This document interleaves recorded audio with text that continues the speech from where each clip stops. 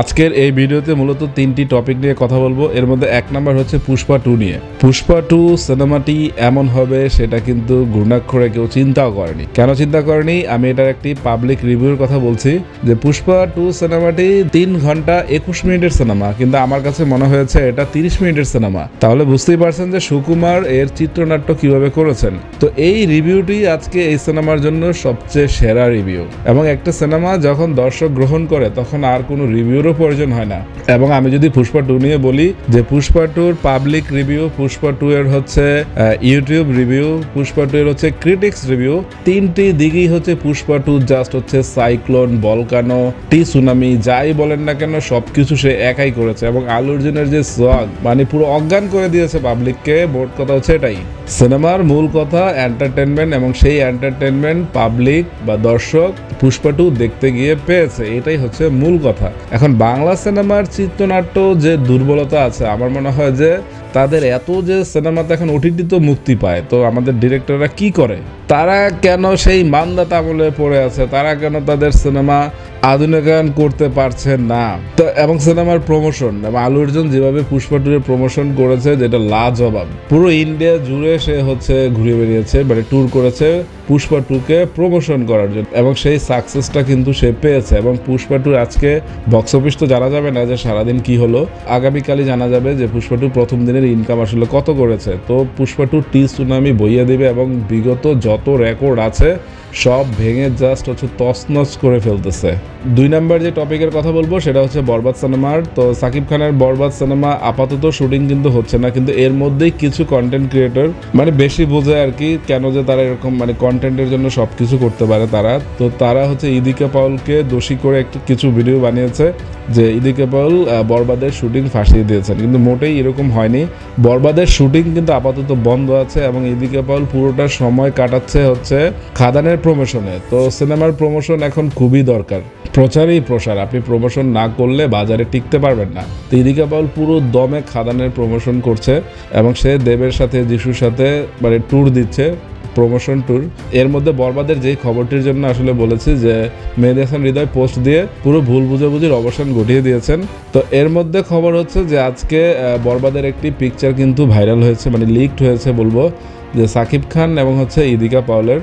এবং এই লিক পিকচারটি কিন্তু একটু যদি আপনারা জুম করে দেখেন যে পেছনে কিন্তু 2জন বা 3জন হবে যে AK-47 নিয়ে দাঁড়িয়ে আছে। তো মেহেদী হাসান হৃদয় বলছেন যে বরবাদ সিনেমা হবে একটি অ্যাকশন ভায়োলেন্স সিনেমা। তো এই পিকচারটি বা এই লিকড পিকচারটি কিন্তু তাই বলছে বা তারই জানান দিচ্ছে। তো বাংলা সিনেমায় আপনি ভায়োলেন্স যত দেখান সমস্যা নাই, কথা হচ্ছে চিত্রনাট্য জমজমাট হতে হবে।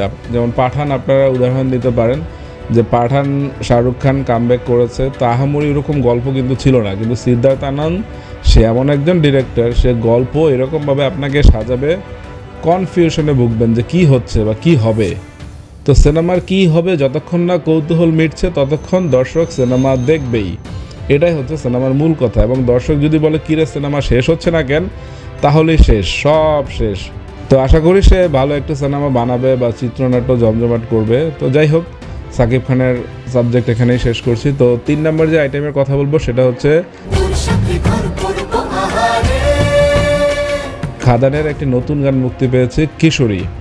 আর আমার ছোট একটা মেয়ে আছে, জাস্ট 1-এ পড়ে, মানে প্রথম শ্রেণীতে পড়ে। তো আমি যখন গানটি বাসায় এসে শুনছিলাম, তো সে বলতেছে বাবা খিচুড়ি খিচুড়ি গানটি কোথায় বাজতেছে। তো আমি বললাম আব্বু খিচুড়ি না, সেটা হচ্ছে কিশোরী। ও আচ্ছা। তো গানটি আমরা শুনি। তো গানের মিউজিক নিয়ে যদি বলি, মিউজিকটি আমার কাছে দারুণ লেগেছে, দারুণ। যে পাহাড়ি মিউজিক ভাব আছে এই খাদানের নতুন গানটিতে। তো গানের মিউজিক আমার পছন্দ হয়েছে, গানও পছন্দ হয়েছে, গানের কথাগুলো সুন্দর। শেষ কথাটা তো দারুণ লেগেছে আমার, মানে গানটি যেভাবে শেষ করা হয়েছে, তোর সাথে ঘোর করবো আহারে, মানে ভাল লাগছে, একটা মায়া কাজ করতেছে গানটাতে। সুন্দর, অনেক বড় বড় লং শট আছে। কয়লা খনিতে যে গানটি শুটিং হয়েছে দেখতে ভালো লাগছে। প্রথম শটটি সুন্দর, প্রথম শটটি দারুণ। এবং দেবের বয়স কিছুটা কমে গেছে, মানে জাস্ট ইয়ং লাগছে তাকে। মূল কথায় গানটির রিভিউ যদি করতে চাই, আমি বলবো যে দেব থেকে ইদিকা পাউলের রিয়াকশন আমার কাছে দারুণ লেগেছে, এবং এই মেয়েটি ভবিষ্যতে 1 নম্বর নায়িকা হবে কলকাতার, এরকম মনে হচ্ছে আমার কাছে। কারণ তার রোমান্টিক রিয়াকশনও ভালো, ইমোশন রিয়াকশনও ভালো। এখন তাকে জাস্ট একটু তৈরি করতে হবে। গানটি গেয়েছে অন্তরা মিত্র না কে যেন গেয়েছে, গানের তার কণ্ঠও সুন্দর। তো গানের আমি বলবো যে গানটি সুন্দর, শুধু একটা জায়গায় আমার কাছে ভালো লাগে নাই, সেটা হচ্ছে কিশোরী গানটি ঠিক আছে, গানটি কিশোরী, সেই জন্য গানের নামও কিশোরী। কিন্তু এই কিশোরী কিশোরী এতবার কিশোরী বলতেছে না, এরকম গান এখন মনে হয় না আর চলে, বা এখন আর ভাল লাগে না এগুলো। আগের কালে হয়তো এগুলো চলতো। দেবের কিছুটা বয়স হয়েছে, সেটা বোঝা যাচ্ছে, নাচ প্রপার বয়স সবারই হচ্ছে, আমাদেরও হচ্ছে। তো যাই হোক, পুরনো দেব আবার খাদানে ফিরে আসছে এবং খাদান বক্স অফিসে সাফল্য পাক, আমি একদম মন থেকে দোয়া করি। তো চিত্রনাট্য জমজমাট হলে খাদান টিমকে আর কিচ্ছু চিন্তা করতে হবে না। মিউজিকের ব্যাপারটিও যদি ধরে,